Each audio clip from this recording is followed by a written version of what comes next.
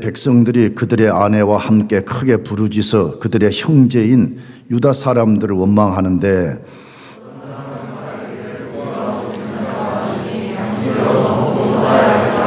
어떤 사람은 말하기를 우리가 밭과 포도원과 집이라도 저당 잡히고 이 흉년의 곡식을 어찌하고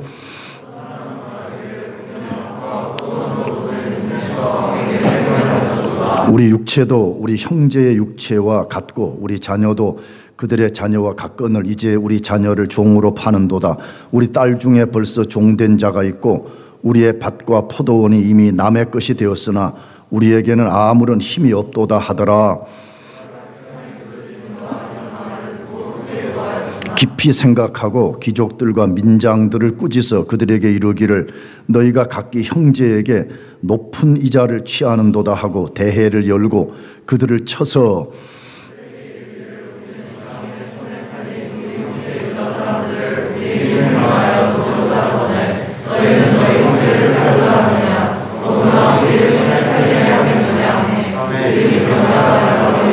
내가 또 이르기를 너희의 소행이 좋지 못하도다.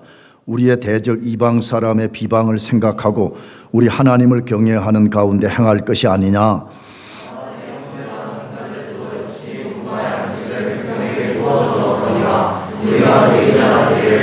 그런즉 너희는 그들에게 오늘이라도 그들의 밭과 포도원과 감람원과 집이며 너희가 구워준 돈이나 양식이나 새 포도주나 기름의 100분의 1을 돌려보내라 하였더니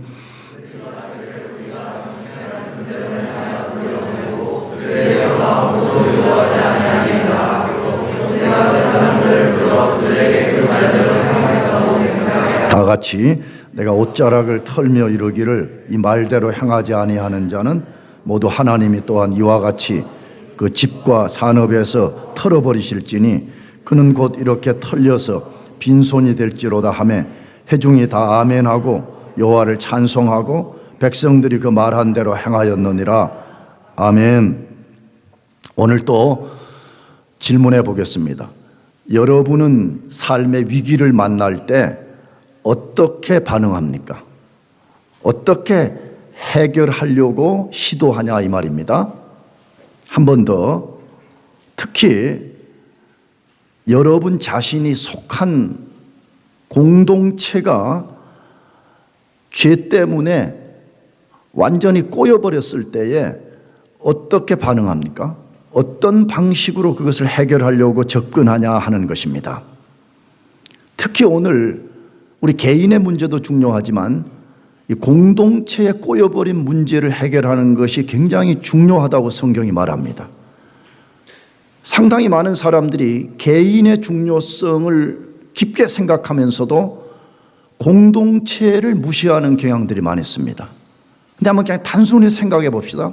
가정이라는 공동체가 건강하지 못하면 가정에 속한 우리 자신들이 큰 어려움을 겪듯이 교회라는 공동체가 건강하지 못하면 혹은 죄 때문에 꼬여버린 상태에 있으면 그 공동체에 속해 있는 우리 자신들이 굉장한 영적 어려움을 겪습니다.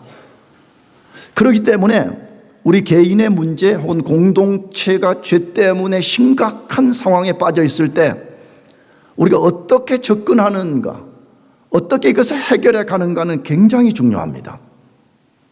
그렇다면 여러분들은 수동적인 태도를 갖습니까? 능동적인 태도를 갖습니까? 이걸 다른 말로 좀 바꿔서 말하면 모든 것을 하나님이 다 해결해 주신다고 믿고 아무것도 하지 않고 있냐 하는 것입니다. 아니면 반대로 모든 것을 해결하기 위해서 여러분 스스로가 적극적인 태도를 갖고 있냐 하는 것입니다. 한번 잘 생각해 보세요. 여러분 수동적이에요? 아니면 적극적이에요?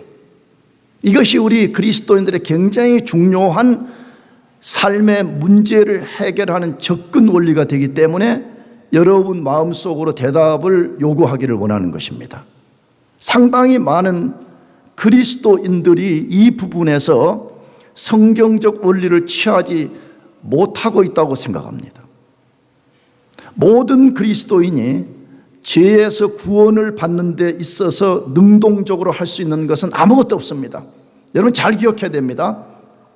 우리가 죄와 마귀와 세상과 영원한 사망에서 구원을 받는 데 있어서 그리스도인이 할 수 있는 것은 아무것도 없습니다. 구원은 하나님의 단독적 사역입니다. 아멘이죠? 우리 구원은 오직 하나님의 단독적 사역으로만 발생이 됩니다. 그러나 구원받은 후에 우리가 성화에 이르러가고 죄를 버리고 예수 그리스도를 닮아가는 성화에 이르고 삶의 문제를 해결하는 데서는 자기 자신도 최선을 다해야 됩니다. 이게 성경적 가르침입니다. 우리가 구원을 받는 데 있어서는 우리가 할 수 있는 게 아무것도 없어요. 그러나 구원받은 이후에는 우리도 최선을 다해야 된다고 말해요. 물론 하나님을 의지하면서 최선을 다해야 됩니다. 우리 스스로는 성화에 이를 수도 없고 우리 스스로는 삶의 문제를 해결할 수 없습니다. 하나님을 의지하여서 최선을 다하라. 이것이 성경의 가르침입니다. 그런데 사람들이 이것을 반대로 하는 경향을 보게 됩니다. 구원을 받기 위해서 믿음으로 하나님의 은혜를 전적으로 수납하지 아니하고 자기 노력으로 구원을 받아보려고 하는 시도들을 하는 것을 보게 됩니다. 잘못된 것이죠. 반대로 이런 경우도 있습니다. 성화와 죄로 인해서 꼬인 삶의 문제를 해결하는 데 있어서 자기 자신은 아무것도 하지 않고 있는 방관 태도를 갖는 것입니다. 하나님이 다 해주시기 때문에 나는 아무것도 할 필요가 없다라는 태도를 갖고 있습니다. 이런 자세는 다시 말씀드리지만 잘못된 것입니다. 오늘 본문에 개인과 공동체가 직면한 문제를 어떻게 해결하는지를 아주 잘 가르쳐 줍니다. 제가 누누이 말씀드렸습니다. 성경의 특수한 스토리들은 일반화시켜서 우리에게 적용하는 법을 배워야 된다 그랬잖아요. 성벽 재건하는 이야기는 분명히 특수한 이야기입니다. 어쩌면 오늘 우리와 아무 상관없이 보여지는 이야기입니다. 이런 특수한 이야기의 교훈을 우리에게 일반화시키는 것을 배워내야 되는데, 오늘 본문은 우리 개인이 죄로 인해서 삶의 문제가 꼬여 있거나 아니면 공동체가 죄로 인해서 심각하게 꼬여 있을 때 어떻게 해결해야 될지를 알려주는 말씀입니다. 오늘 본문의 배경은 뭐지요? 느헤미야가 이스라엘 백성들과 함께 무너진 성벽을 재건해 가고 있었습니다.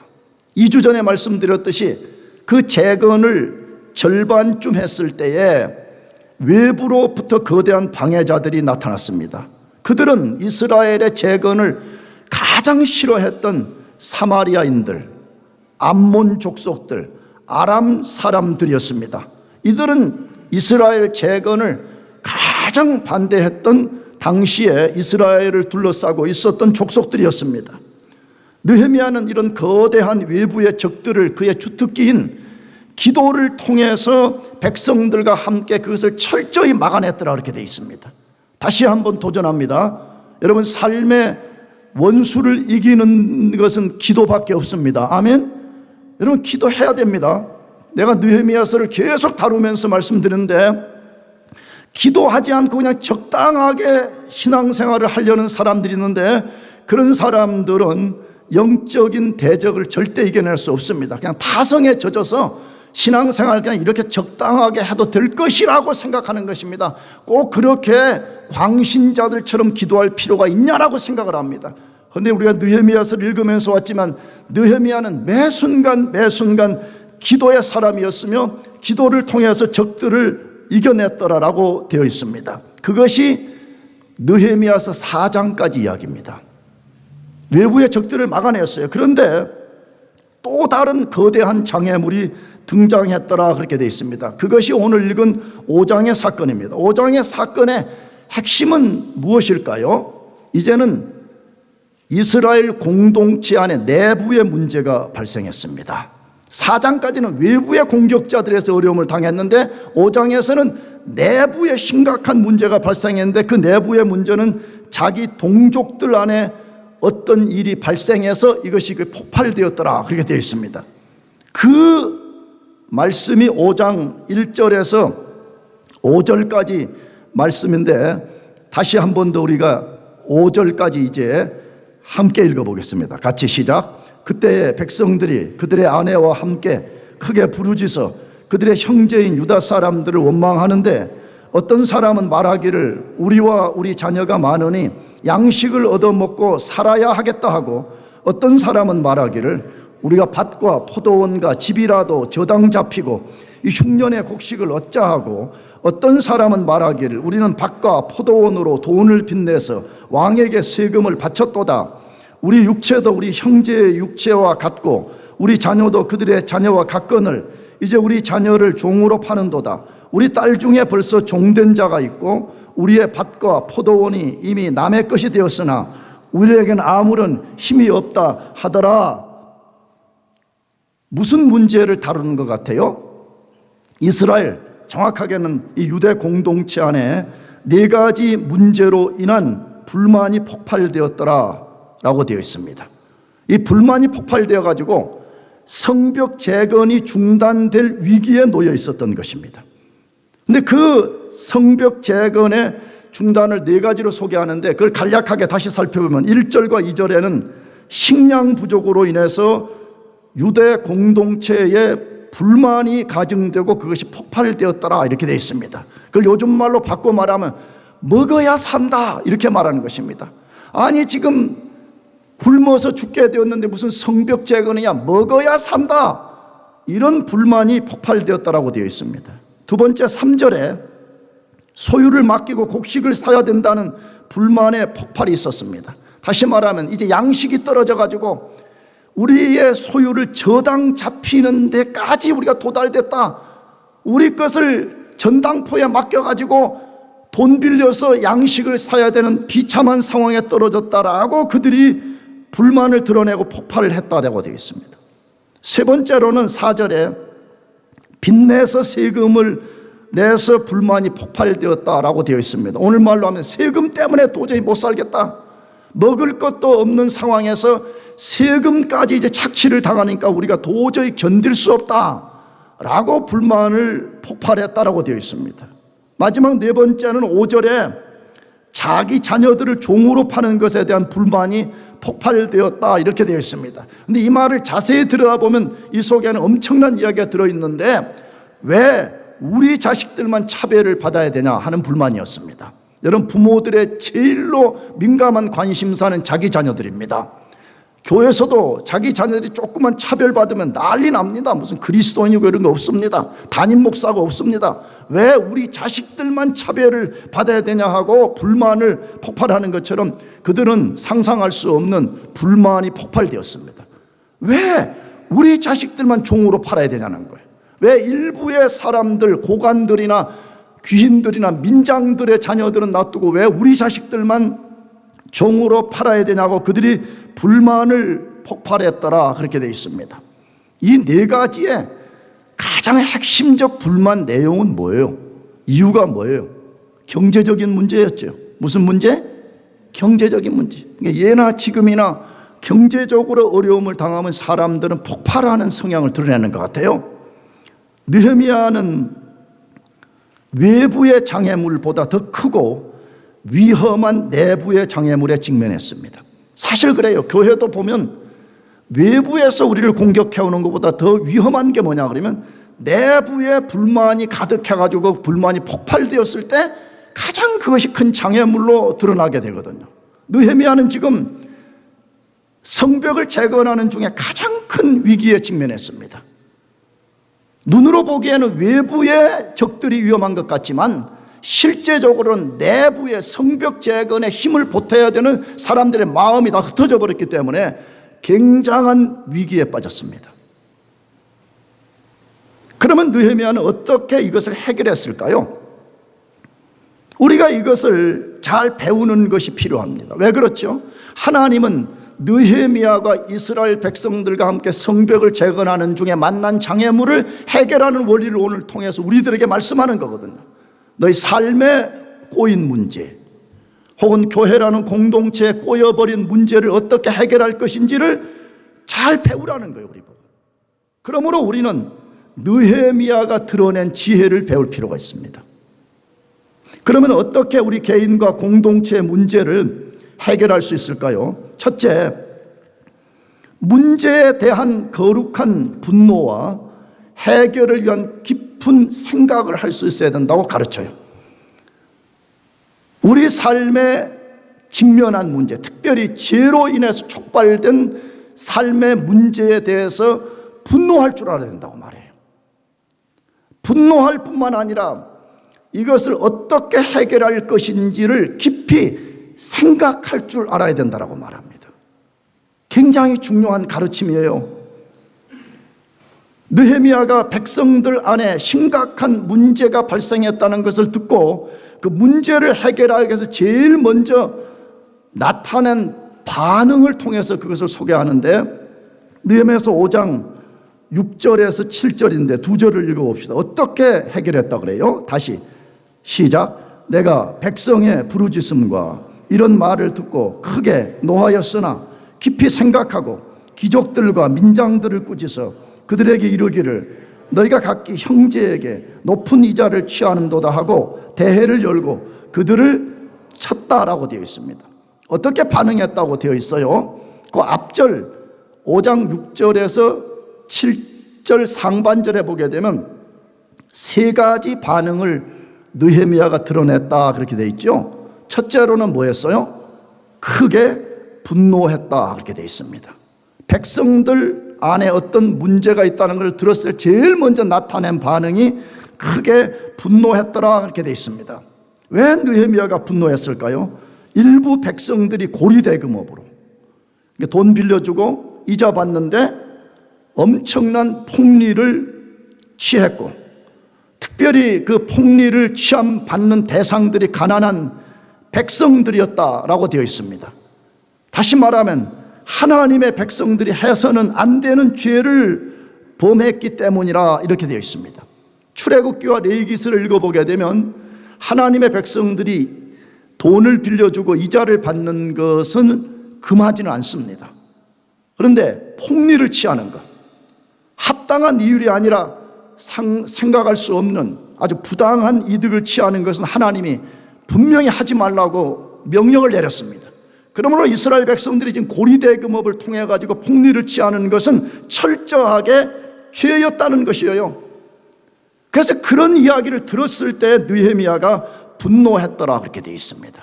그것도 그냥 분노가 아니라 크게 분노했더라 그렇게 되어 있습니다. 잘 생각해 봅시다. 만일에 느헤미야가 단순한 정치가였다면, 이스라엘에 파송된 페르시아의 정치가요 단순 총독이었다면 그는 백성들로부터 인기를 얻었어야 되기 때문에 그는 분노하면 안 됐습니다.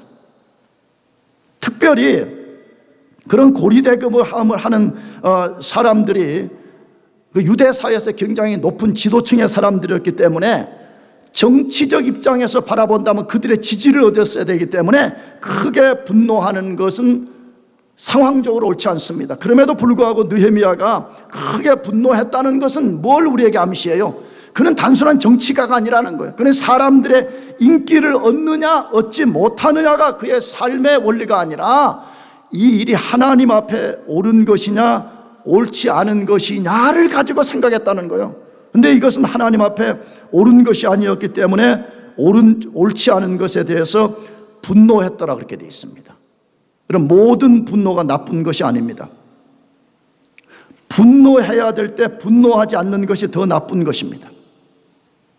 죄에 대해서 거룩한 분노를 할 줄 모르는 사람들, 다시 말하면 분명히 어떤 것이 죄예요. 분명히 하나님 보시기에 옳지 않은 것이에요. 그럼에도 불구하고 분노하기는커녕 그 상황과 타협해버리는 사람들은 하나님의 영광을 생각하는 사람들이 아니라 자기 영광을 생각하기 때문에 그런 것입니다.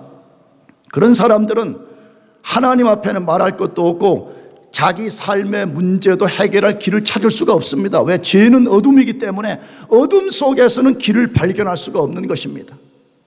그러므로 만일에 우리가 죄 때문에 우리 자신의 삶이 꼬이거나, 죄 때문에 우리 공동체 문제가 발생했거나, 죄 때문에 어떤 사회에 문제가 발생했다면 우리는 크게 분노할 줄 알아야 됩니다.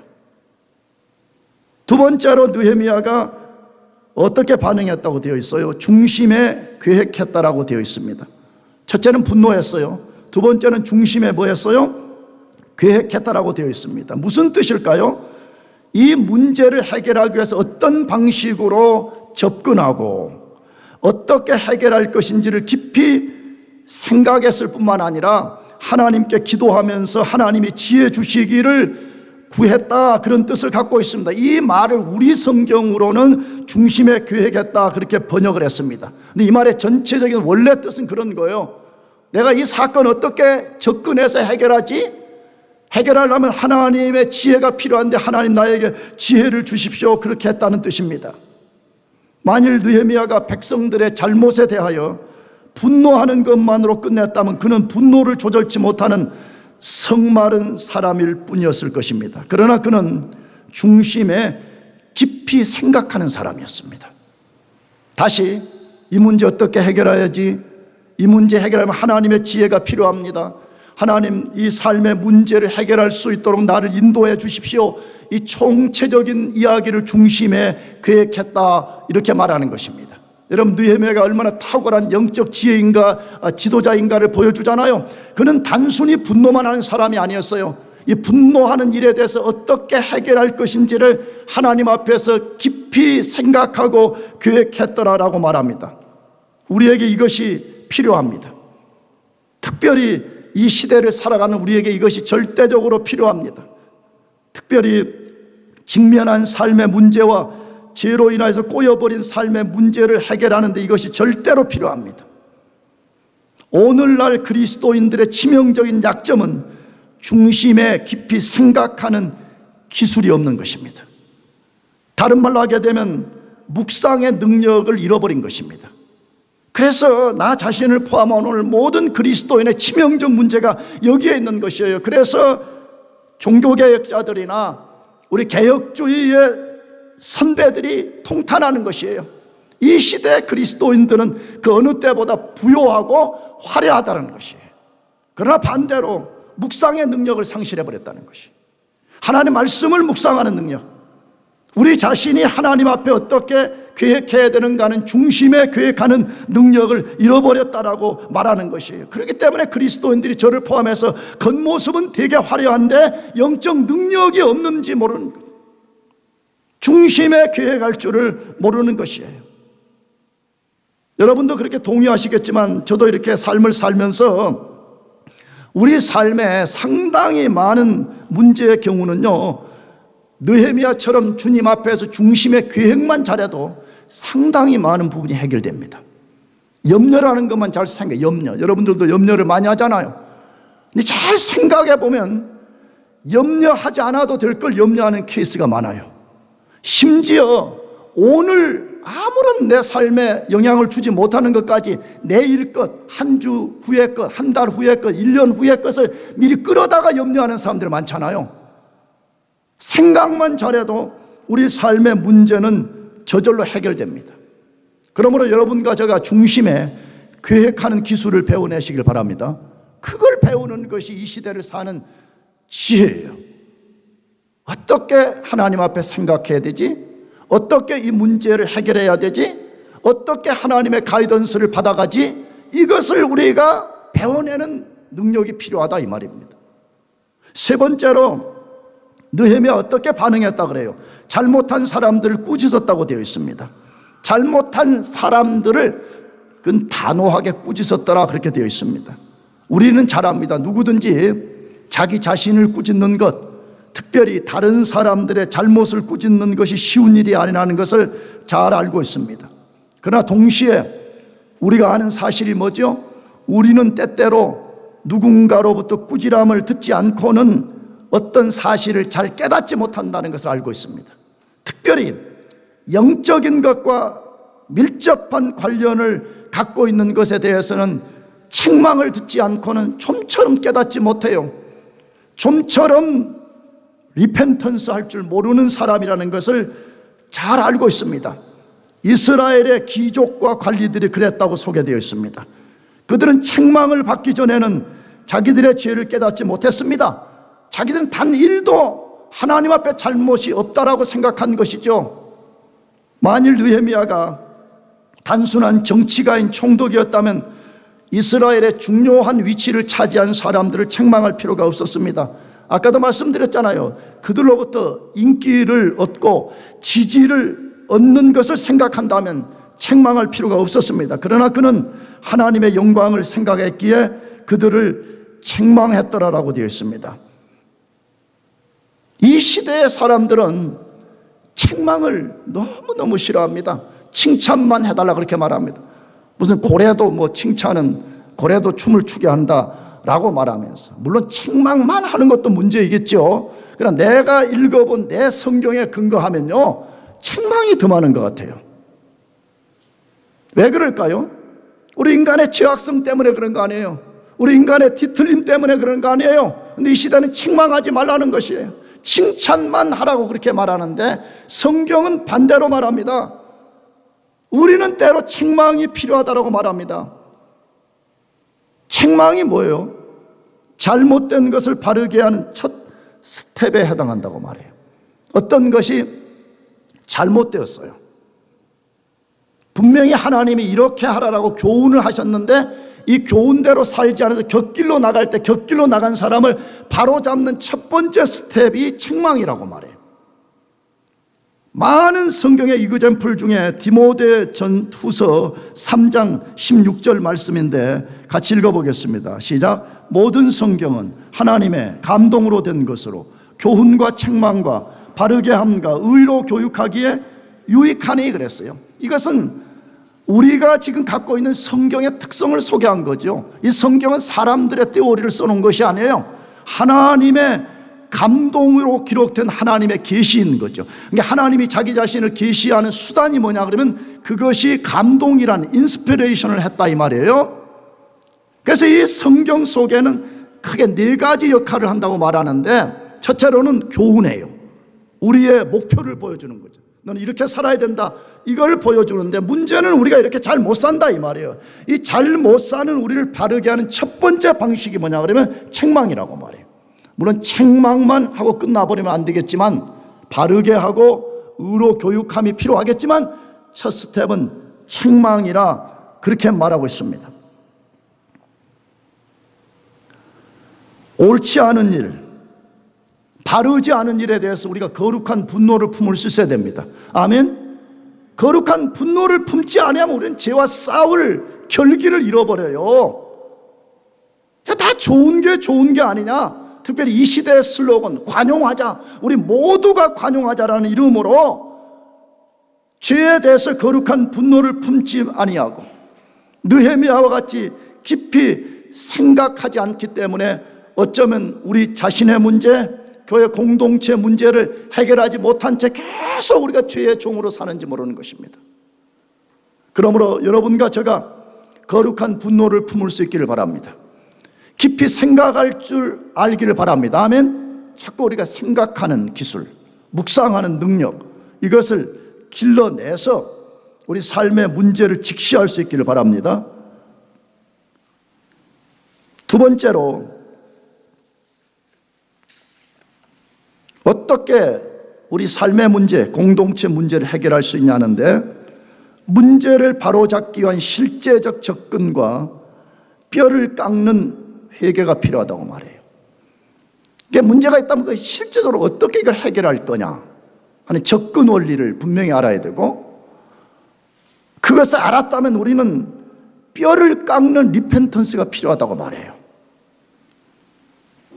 어떻게 느헤미야가 공동체에 발생한 심각한 문제를 해결하기 위해서 실제적으로 접근했는지를 오늘 본문 7절에서 11절 그리고 13절에서 소개하는데, 조금 본문이 길지만 7절에서부터 11절까지 그리고 13절을 한번 읽어봅시다. 같이 7절부터 시작.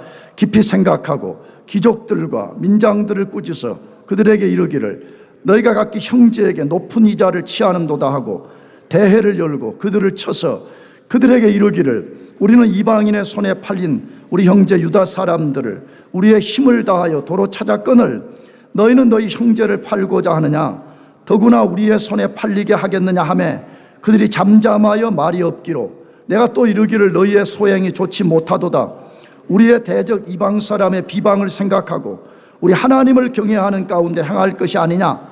나와 내 형제와 종자들도 역시 돈과 양식을 백성에게 구워 주었거니와 우리가 그 이자를 받기를 그치자. 그런즉 너희는 그들에게 오늘이라도 그들의 밭과 포도원과 감람원과 집이며 너희가 구워준 돈이나 양식이나 새 포도주나 기름의 100분의 1을 돌려보내라 하였더니 내가 옷자락을 털며 이르기를 이 말대로 행하지 아니하는 자는 모두 하나님이 또한 이와 같이 그 집과 산업에서 털어버리실지니 그는 곧 어떻게 털려서 빈손이 될지로다 하매 회중이 다 아멘하고 여호와를 찬송하고 백성들이 그 말한 대로 행하였느니라. 느헤미야가 이 문제를 해결하기 위해서 그는 단순히 화내고 분노하고 중심에 계획하는 것으로 그치지 않고 실제적으로 접근했다라고 되어 있어요. 그 실제적으로 접근한 내용이 6가지로 소개가 되어 있는데 그걸 조금 함축해 가지고 4가지만 이렇게 함축해서 소개하려고 그래요. 첫째로는 7절과 10절에 근거하면 귀족과 관리들에게 같은 형제들로부터 고리대금을 통한 착취를 해서는 안 된다고 호소했다 이렇게 되어 있어요. 여러분, 성경을 우리가 가볍게 읽으면 안 된다 그랬죠. 지금 이 책망을 받는 대상들, 호소받는 대상들은 귀족과 관리들이었다 그렇게 되어 있습니다. 지금 유대 사회에 굉장한 기득권을 갖고 있는 사람들이었어요. 근데 이들에게 도전했어요. 뭐라고? 형제들로부터, 그것도 아주 가난한 형제들로부터 고리대금업을 통한 착취를 해서는 안 된다라고 호소를 했는데 14절까지를 읽어보게 되면 반복되는 한 단어가 4번, 5번이나 등장을 해요. 근데 그것이 형제라는 단어예요. 무슨 단어요? 형제. 물론 너희들이 하고 있는 행위 자체도 옳지 않지만 너희들이 지금 그렇게 하는 대상이 우리들의 형제 아니냐, 너희들의 형제 아니냐라고 5번씩이나 반복했다는 것이에요. 언젠가 말씀드렸죠. 이 성경은 계속 압축된 계시인데 압축된 계시라는 것은 가능한 반복된 단어를 쓰지 않아야 되잖아요. 근데 성경에서 반복된 단어를 5번씩이나 쓴다는 말은 이 말이 너무너무 중요하다는 것을 암시하는 거죠. 무슨 말이에요? 이스라엘 백성들은 혈통적으로도 한 형제요, 신앙적으로도 한 형제들이긴데 그 같은 형제들에게서 그런 악을 행할 수 없다는 것입니다. 그런 행위는 출애굽기 22장과 레위기서 25장을 정면으로 거역하는 죄악이다, 지금 그렇게 호소하는 것이에요. 자, 그러면 당연히 우리도 우리 자신들에게 질문을 던져야 됩니다. 뭐죠? 그리스도인 된 우리는 누구냐는 것이에요. 교회 공동체에 지금 함께하는 이 그리스도인 된 우리 모두는 어떤 관계냐 이 말이지요. 우리는 누구예요? 한 형제들 아니에요? 한 자매들, 아멘이죠? 우리는 엄밀하게 논리적으로 접근해 보면 구약의 백성들이 가졌던 형제 관계보다 비교할 수 없는 더 끈끈한 형제 자매들입니다. 왜 그래요? 이스라엘 백성들은 그냥 아브라함의 혈통적 후손이라는 것에 근거한 형제를 강하게 강조한 사람들인데 우리는 그것과 비교할 수 없는 예수 그리스도의 피로써 한 형제 한 자매가 된 것입니다. 그러므로 우리는 그들과 비교할 수 없는 끈끈함 플러스 영적인 하나됨, 이 속에 있는 사람들이다 그 말입니다. 그렇다면 우리가 서로를 어떻게 대해야 될지 자명하다 그 말이에요. 우리 같이 지금 영광교회 소속된 우리가 서로를 어떻게 대해야 될지는 너무너무 자명하다 이 말이에요. 같은 형제에게 악을 범하고 같은 형제를 착취한다, 그건 도저히 있을 수 없는 일이다 그 말이죠. 이 이야기를 이스라엘의 조상인 아브라함 때부터 사실은 성경에서 기록해서 소개하는 거거든요. 그것이 창세기 13장 8절 말씀인데 이따가도 뒤에 한번 다시 읽을 건데 창세기 13장 8절 한번 읽어봅시다. 같이 시작. 아브라함이 롯에게 이르되 우리는 한 친족이라 나나 너나 내 목자나 내 목자나 서로 다투게 하지 말자. 이것은 이제 아브라함과 조카 롯이 갈등 관계를 빚은 거죠. 그때 아브라함이 탁 치고 나왔어요. 뭐라고? 우리는 한 친족이 아니냐? 우리 한 형제들 아니냐? 우리 한 공동체에 속해서 하나님을 섬기는 백성들 아니냐? 그런데 우리가 서로 다투어서 되겠느냐? 우리의 종들인 목자들까지라도 다투면 되겠느냐? 우리는 하나님의 한 백성이요 한 가족이요 한 형제라 지금 그렇게 말하는 거죠. 오늘 우리가 매우 주의해야 됩니다. 나도 그런 실수를 전혀 안 한 사람은 아니지만 여러분 교회 생활할 때 형제 자매들과 다투지 않도록 조심해야 됩니다. 아멘. 자꾸 교회 나와가지고 무슨 닭이 말이야 자기 새끼 빼앗긴 닭 아니면 새끼 빼앗긴 곰처럼 말이야 암콤처럼 매 누군가 싸우려고 그러고 태클 걸려고 그러고 매 이런 사람들은 회개해야 됩니다. 나도 목회를 근 40년 해나가는 전도사 때부터 교회에서 나도 성도들과 갈등 관계가 있었습니다. 다투기도 했습니다. 근데 겁나는 것이 하나 있어요. 마지막 날 내가 천국에서 내가 그를 어떻게 볼 수 있을까 하는 생각을 해요.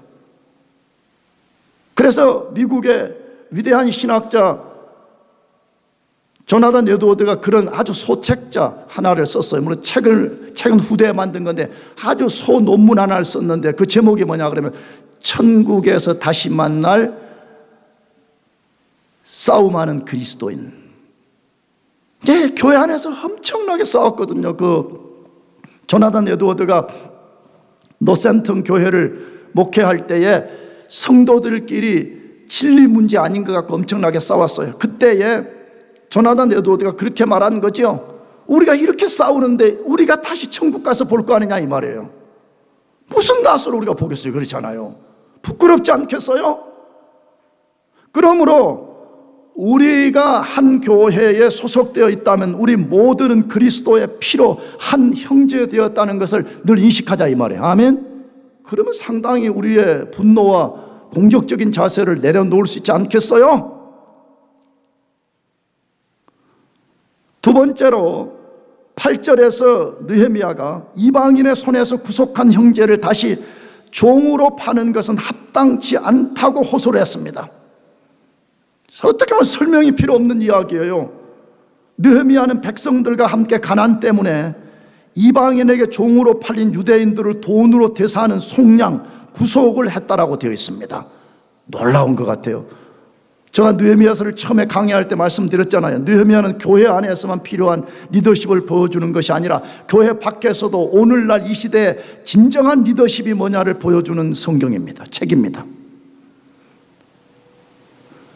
성벽을 재건하는데 얼마나 힘들었겠어요.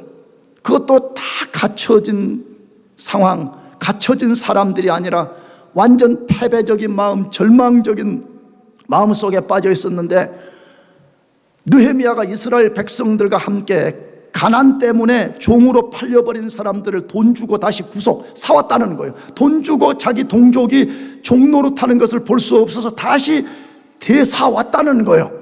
그런데 유대 공동체 안에 아주 못된 귀족들, 못된 관리들이 돈 때문에 저당 잡히고 돈 때문에 빚내서 이자 못 갚는 사람들을 끌고 와가지고 너 며칠까지 돈 못 갚으면 다시 종으로 팔 거야 그래가지고 다시 종으로 팔아버렸다는 것이에요.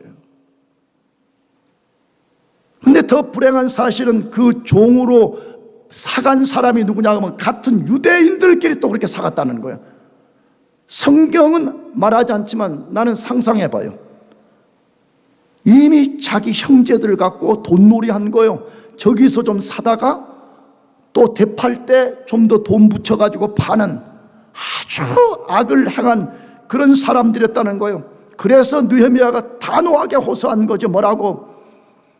어떻게 구속된 백성들, 돈 주고 사온 백성들을 도로 돈 주고 형제에게 팔 수가 있냐?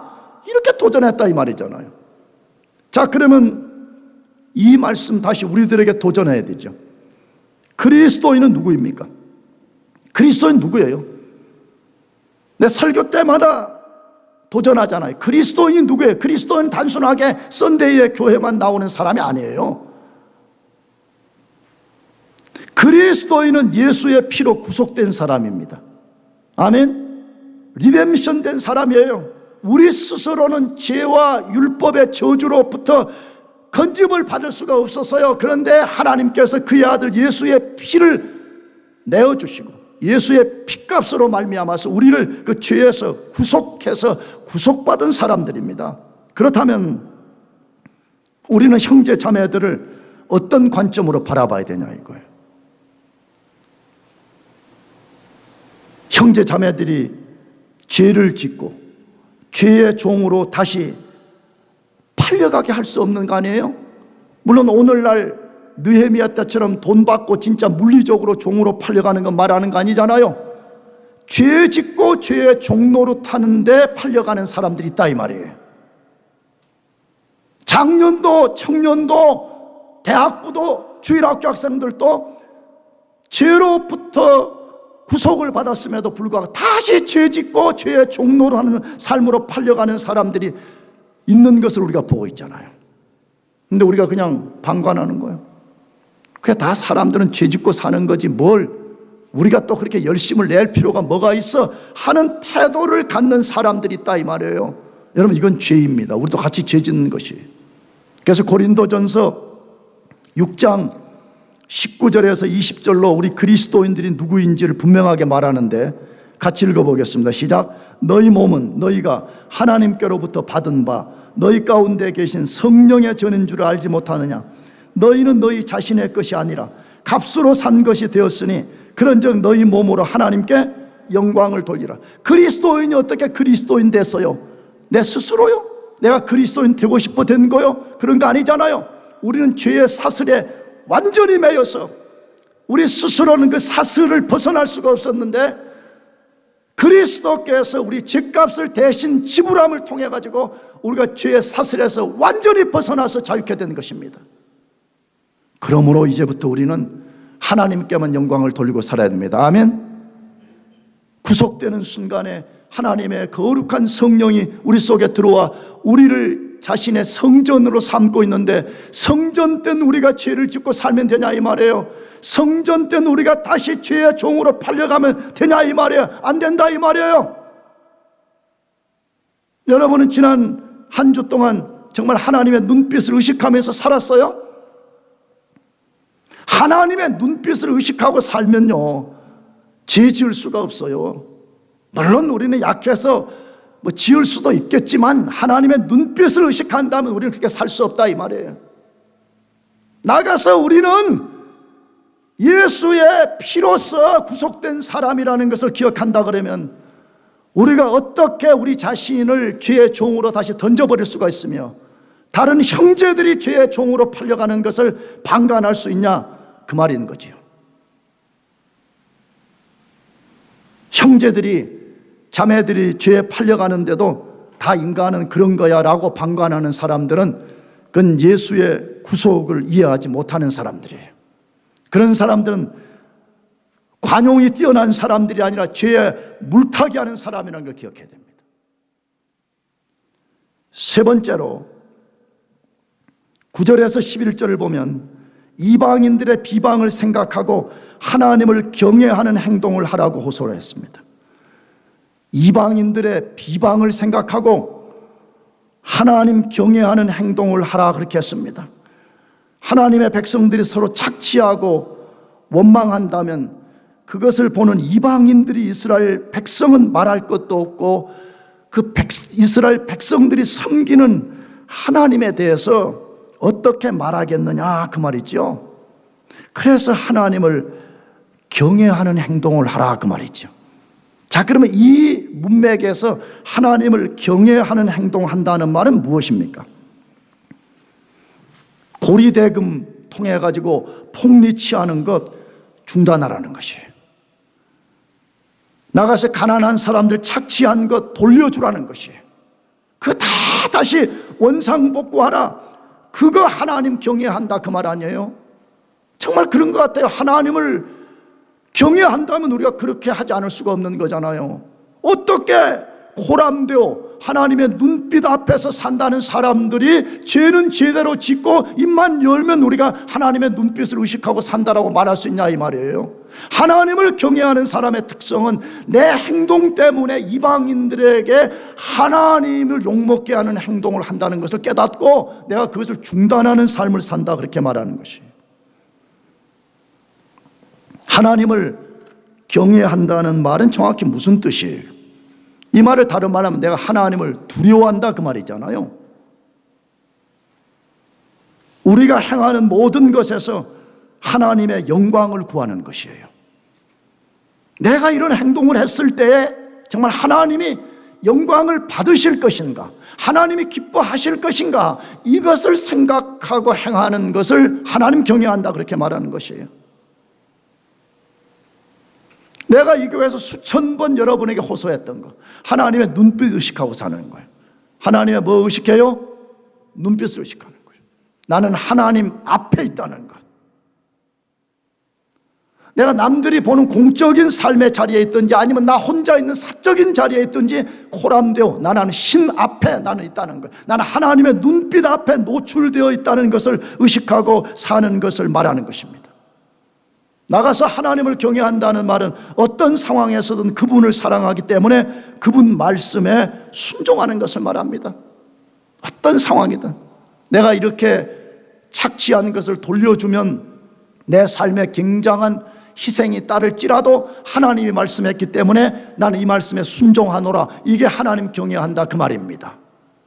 그런데 이런 이방인들의 비방 때문에 하나님의 영광이 가려지는 것을 알고 정말 멋지게 하나님을 경외한 사람을 성경이 소개해요.